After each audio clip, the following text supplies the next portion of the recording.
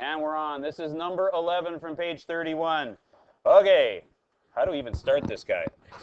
Well, I think what we're going to do is we are going to break this up into 3 rectangles. Does that work?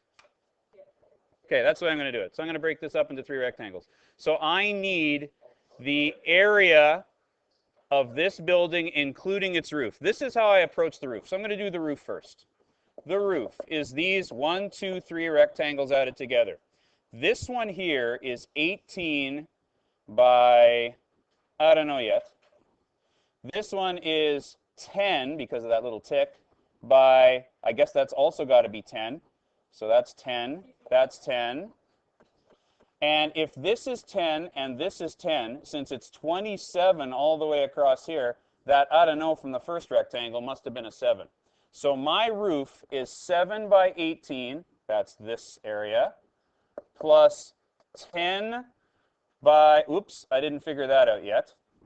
Well, if it's 18 from here to here, and this distance, let's see, let me think about this for a sec. This distance is 22, then how far is it from here to here?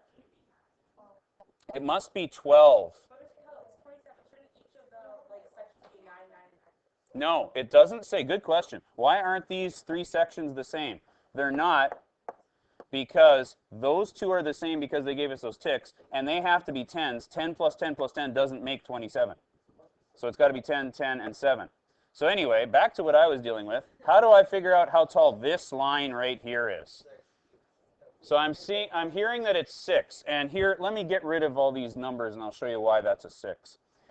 If it's 18 from here to here, and it's 22 from there to there, then this space between here, this line here and here, is 22 minus 18, which is 4. And if it's 18 from here to here, and this is 10, so then move that line over. This is 4. Sorry that that's not quite even. But if this is 4, and the whole line here was 10, that little line's got to be 6. So, getting back to where we started, we got a 7 by 18 there.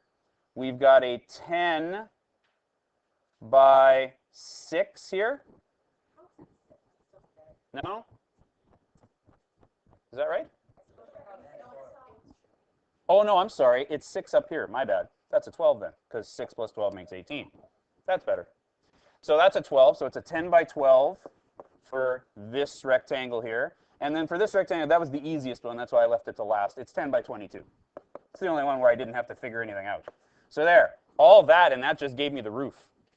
Now we got to deal with all the walls. Now, this picture doesn't give you a 3D picture. You got to imagine the walls.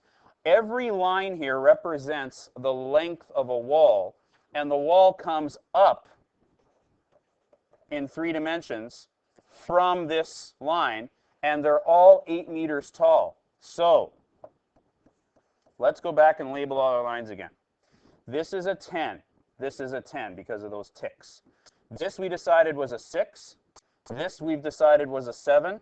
There. All our walls now have lengths, and they're all 8 meters tall. So the walls are 7 by 8 plus 6 by 8 plus, okay, 1, 2, 3 10 by 8s. The 8 you kind of have to imagine. It's the walls coming up from that length of floor. Okay? And then from there, okay, so that just took care of those 3. Now I'm on this one, 22 8s and 27 by 8 and 18 by 8. And you know what I was doing, I guess I should have said this as I started, to make sure I didn't miss any walls, I started at one place and then I just went clockwise around the picture until I got them all. So that should do it. Punch those buttons, and that should give you the entire surface area. Don't forget to add the roof to the walls. Okay, so, oh, right, we have to punch buttons.